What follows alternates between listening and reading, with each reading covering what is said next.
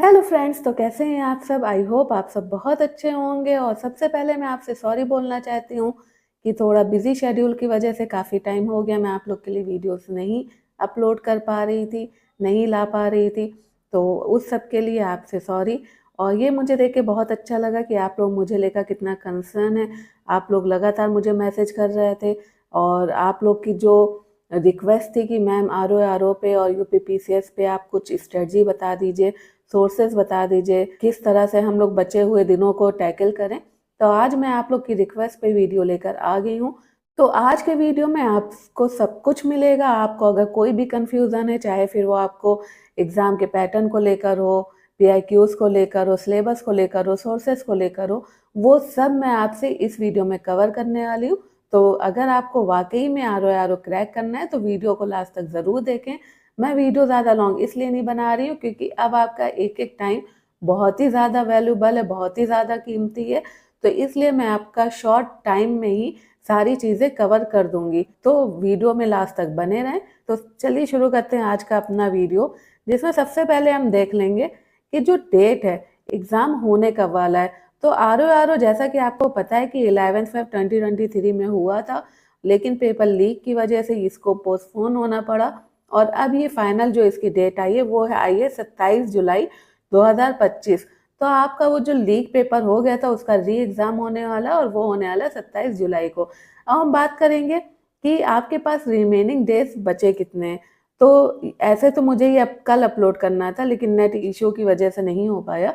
तो मैं आज से इसे कंसीडर कर रही हूँ कि अगर आप 30 to 31 में और आपके पास पूरा जून है, प्लस अगर आप कंसीडर कर लो 26 जुलाई तक, तो आपके पास अप्रॉक्स 55 से 60 दिन तक रहते हैं कि इसमें आप अपनी तैयारी को अच्छे से कर सकते हैं, जिससे आपका पेपर जो है वो क्वालिफाई हो जाए। देखिए, आपको अभी सिर्फ और सिर्फ फोकस प्रीलिम्स पे ही करना।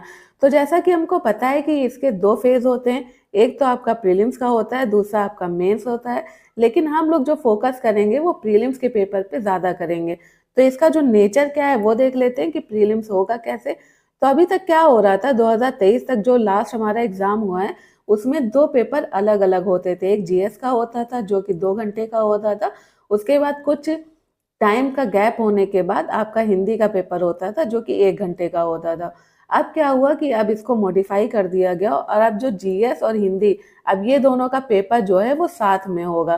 तो जीएस में आपके टोटल 140 क्वेश्चंस आते हैं, सब ऑब्जेक्टिव टाइप रहता है, इसमें लिखने वाला कुछ नहीं होता।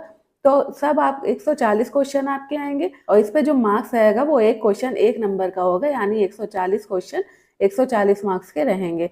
सेम ऐसे ही आपका हिंदी, इसमें आपके 60 क्वेश्चन आएंगे और ये आपका 1 घंटे का रहेगा। और इसमें भी एक क्वेश्चन 1 नंबर का, यानी 60 क्वेश्चन आपके 60 मार्क्स के होने वाले हैं। तो जैसा कि मैंने बताया कि जीएस और हिंदी अब आपका साथ में होगा, यानी अब आपका पेपर 2 घंटे का होगा और 200 क्वेश्चन होंगे और 200 मार्क्स होंगे, जैसा कि ऑफिशियल नोटिफिकेशन आया था उसके अकॉर्डिंग मैं बता रही हूँ। अब हमको तैयारी करने से पहले ये तो पता होना चाहिए जो अभी तक कट ऑफ आ रही थी वो कितनी आ रही थी। तो मैंने जो ऑब्जर्व किया तो लगभग अगर आप बात करो तो 120 126 इस तरह की कट ऑफ आ रही थी। तो 200 में इतनी ज़्यादा कट ऑफ आना बहुत बड़ी बात होती है, मैं समझती हूँ। लेकिन उसके पीछे मैटर क्या होता है ना कि हिंदी में लोग अच्छा खासा क्वेश्चन अटेम्प्ट कर लेते हैं, वो ज़्यादातर सही जाता है। तो मोस्टली जो होता है ना कि हिंदी में आपको एटलीस्ट 55 क्वेश्चंस तो सही करने ही है। अगर आप उसके नीचे होते हो तो आप समझिए बहुत बड़ा रिस्क ले रहे हैं अपने पेपर के साथ। तो हिंदी में लोग ज़्यादा अचीव कर लेते हैं, जिसकी वजह से कट ऑफ जो है वो बढ़ जाती है। मान लो हिंदी में किसी ने 55 कर लिया और जीएस में वो 140 में 70 80 90 ऐसे करके चले गए, तो उसके अकॉर्डिंग कट ऑफ थोड़ा सा ज़्यादा जाती है। बट हमको वरी होने की ज़रूरत नहीं है। हमको अपना टारगेट एक सेफ टारगेट लेके चलना है कि हम 130 से 135 मार्क्स हर हाल में अचीव करने ही करने। उसमें आपको करना क्या है, आपको सिंपली हिंदी में 55 क्वेश्चन हर हाल में सही करने हैं। और जीएस में अगर आप 75 से 80 भी कर लेंगे तो समझिए आप लिस्ट में आने वाले हैं। और हाँ, एक चीज़ ध्यान रखिएगा कि जैसे आप लोग पूछते हैं इसमें निगेटिव मार्किंग है, जो बिगनर है उनको नहीं पता होता, तो हाँ इसमें निगेटिव मार्किंग है।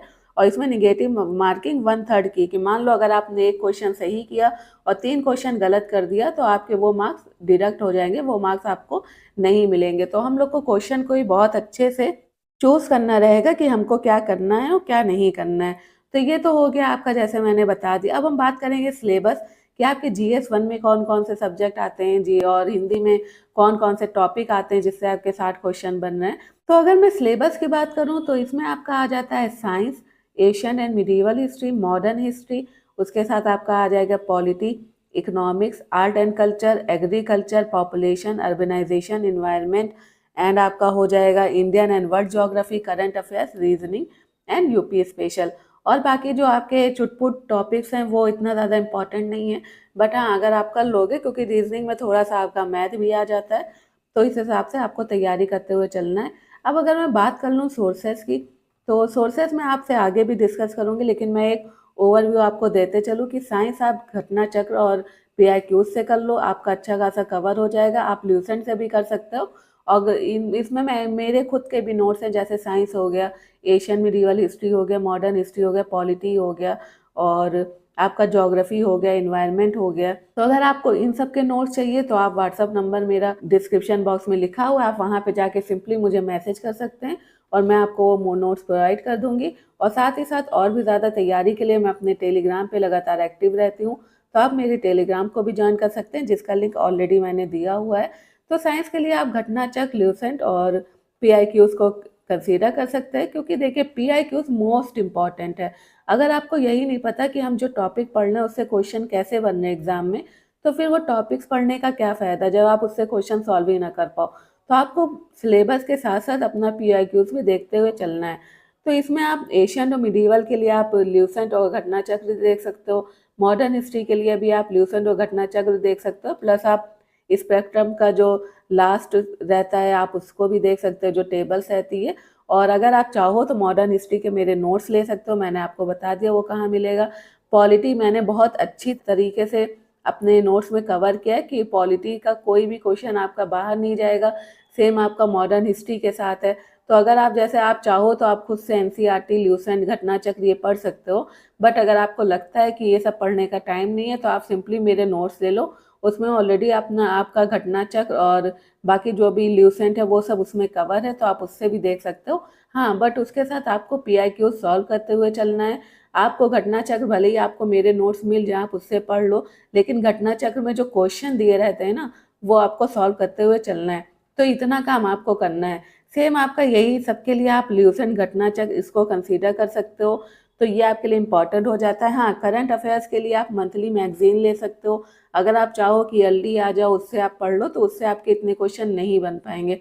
तो करंट अफेयर्स के लिए सिंपली आप मंथली मैगजीन ले लो, कोई भी मैगजीन ले लो, आप क्रॉनिकल ले लो, घटना चक्र ले लो, कोई 2 मैगजीन आप मंथली कंसीडर कर लो, और 1 साल का एटलीस्ट करो। लोग कहते हैं 6 महीने का, बट जैसा PCS का पेपर आपने देखा कि थोड़ा ओल्ड जा रहा था, तो आप एटलीस्ट 1 साल का, यानी अगर पेपर जुलाई में होने वाला है तो आप जून 2024 से जून 2025 तक का करंट अफेयर ज़रूर कवर करो। यूपी स्पेशल के लिए अगर मैं कहूँ, इससे भी अच्छे खासे क्वेश्चन आपके बन जाते हैं, तो आप क्या करो, आप उसके लिए जो राकेश सारस्वत है, क्योंकि ऐसे तो परीक्षावाड़ी बताते हैं बट वो इतना ज़्यादा वैल्यू पुटअप नहीं कर पाता, क्योंकि काफ़ी डीप क्वेश्चन चले जाते हैं RO में कुछ टॉपिक से रिलेटेड। तो अगर आप राकेश सारस्वत के कुछ सिलेक्टेड टॉपिक्स पढ़ लेते हो, तो उससे आपके अच्छे खासे क्वेश्चन जो है सॉल्व हो जाएंगे। और हाँ, PIQs और घटना चक्र आप ज़रूर लगा लेना, जिससे आपको पता रहे कि हाँ किस टाइप के क्वेश्चन आ रहे हैं। अब हम बात कर लेंगे हिंदी की, जो कि आपका डायरेक्ट लिस्ट में नाम ला सकता है, और इसमें बहुत ही कम चीज़ें हैं। अगर आप इन 6 टॉपिक्स को अच्छे से पढ़ लोगे तो हिंदी में आप आराम से 55 से 60 नंबर बना सकते हो, जो कि आपको लिस्ट में ले आएगा। तो हिंदी में आपको विलोम पढ़ना है, वाक् एवं शुद्ध वर्तनी पढ़ना है, अनेक शब्दों के लिए एक शब्द पढ़ना है, तत्सम और तद्भव हो जाएगा, विशेष और विशेषण हो जाएगा, और आपका हो जाएगा पर्यायवाची शब्द। ये 6 टॉपिक्स को आपको घोल के एकदम पी लेना है, आपको इसमें ज़रा सी भी लापरवाही नहीं करनी है। इसके लिए सोर्स अगर मैं कहूँ तो सबसे अच्छा सोर्स आपका घटना चक्र है। अगर उसके साथ आप चाहो तो आप कोई भी, जैसे राजीव प्रकाशन हो गया या कोई भी और बुक आप उसमें कंसीडर कर सकते हो। अब बात हम कर लेते हैं अपने टॉपिक पर, जो कि हाउ टू स्टडी, कि हमको पढ़ना कैसे है। तो अगर मैं बात करूँ, जो मैंने ऑब्जर्व किया क्वेश्चन पेपर 2016, 21, 23 इसमें, तो उसमें कुछ सब्जेक्ट हैं जिससे सबसे ज़्यादा क्वेश्चन आ रहे हैं। तो जिन सब्जेक्ट से सबसे ज़्यादा क्वेश्चन आ रहे हैं उसको आपको सबसे पहले पढ़ना है। तो जैसे मैं बात करूँ ज्योग्राफी, ज्योग्राफी से बहुत ज़्यादा क्वेश्चन पूछे जाते हैं। तो हम लोग गलती क्या करते हैं ना, हम लोग ज्योग्राफी पढ़ते हैं फिर हम लोग इन्वायरमेंट को अलग पढ़ते हैं, तो आपको ये बिल्कुल नहीं करना। आपको ज्योग्राफी पढ़ना, उसके साथ ही साथ आपको एनवायरनमेंट पढ़ना है, उसी के साथ ही साथ आपको मैपिंग करते हुए चलना है।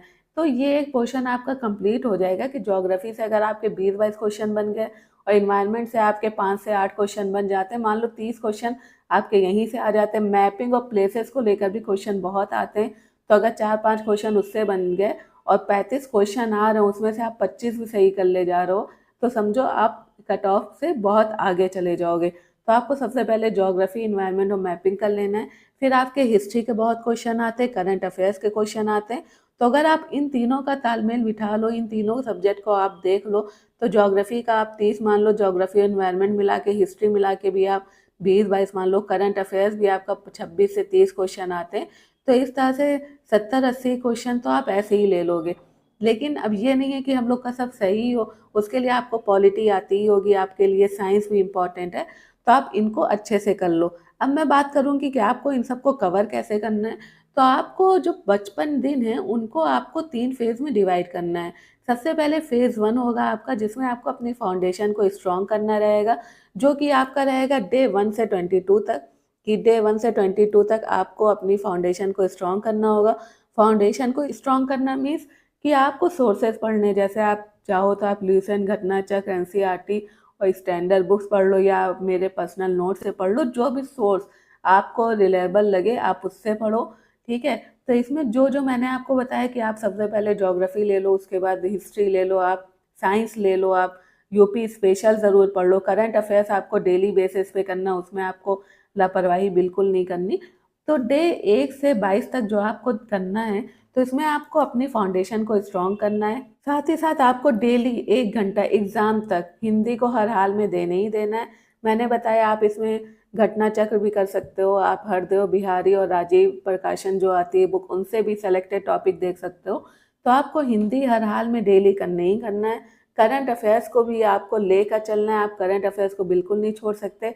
मैंने बताया आप मंथली मैगजीन कर लो, आप न्यूज़पेपर पढ़ते हो तो बहुत अच्छा है, लेकिन अगर आप मंथली मैगजीन कर रहे हो तो वो भी आपके लिए सही रहेगा। और आपको डेली प्रैक्टिस करनी है 30 एमसीक्यूज़ की। 30 एमसीक्यूज़ कैसे, कि मान लो आपने करंट अफेयर से कुछ पढ़ा, तो उससे किस तरह के क्वेश्चन बन सकते हैं, आप क्वेश्चन के तरीके से खुद को रिवाइज करा सकते हो, या आप पीआईक्यूज़ को देख सकते हो। तो इस तरह से आप क्वेश्चन को अटेम्प्ट करके अपने टॉपिक को और ज़्यादा स्ट्रॉन्ग कर सकते हो। अब हम बात करेंगे फेज़ 2। फेज़ 2 आपको क्या करना है कि फेज़ 2 में हम डे 23 से 40 डेज तक की बात करेंगे, यानी 23 से 40 दिन में आपको क्या क्या करना है, आपको उसके लिए काम करना है। तो इसमें आपको एटलीस्ट 5 साल के जो पीआईक्यूज़ हैं आरओ पेपर्स के, तो आपको उसको सॉल्व करना है, उसको एनालाइज करना है कि किस तरह से क्वेश्चन पूछे जा रहे हैं, किस तरह से आप उसको अटेम्प्ट कर रहे हैं, आपका आईक्यू लेवल क्या है उसको अटेम्प्ट करने पर। और दूसरा आपको जो काम करना है वो आपको वीकली मॉक टेस्ट देना होगा। मॉक टेस्ट मतलब कि जो भी आप कोई भी टेस्ट सीरीज़ ज्वाइन कर लो जो आपको सही लगे, मार्केट में बहुत सी टेस्ट सीरीज़ आपके लिए है, तो आप वीकली, यानी आप संडे रख लो या सैटरडे रख लो, कि 5 दिन आप वीकली पढ़ लो, बाकी संडे और सैटरडे आप क्या कर रहे हो, आप रिवाइज कर रहे हो और मॉक टेस्ट दे रहे हो। और साथ ही साथ मॉक टेस्ट सिर्फ देना नहीं कि आपके कितने क्वेश्चन सही हो कितने गलत हुए, आपको उसको एनालाइज भी करना है कि आपसे गलती हो क्यों रही है और कहाँ हो रही है, कौन सा सब्जेक्ट आपका स्ट्रॉन्ग है, कौन सा वीक है, कहाँ पे आपको ज़्यादा वर्क करना है। तो उसके लिए आपको एक मिस्टेक नोटबुक बनानी। मिस्टेक नोटबुक मतलब कि आपको उसको देखते चलना है जब भी आप मॉक टेस्ट लगाओ, ताकि जो गलतियां आपकी पहले हुई वो बाद में ना हो। उसके बाद हम बात करेंगे अपने फाइनल फेज़ की, जो कि हो जाएगा फेज़ 3। इसमें आपका जो दिन आएगा वो 41 से 55 दिन का आएगा। इसमें आपको सिर्फ और सिर्फ मॉक टेस्ट देना और अभी तक जो आपने आप पढ़ा है उसको आपको रिवाइज करना है। तो इस तरह से आप सब्जेक्ट में मास्टर हो सकते हो। तो डेली आपको एक मॉक पेपर देना होगा और उसका एनालिसिस करना होगा। और नोटबुक जो मैंने बोला, मिस्टेक नोटबुक आपको बनानी है, आपको उस पर भी काम करना है।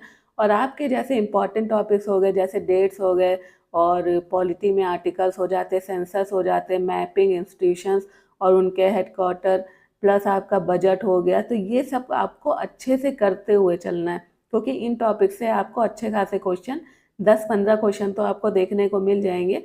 तो आपको इसको नहीं भूलना है।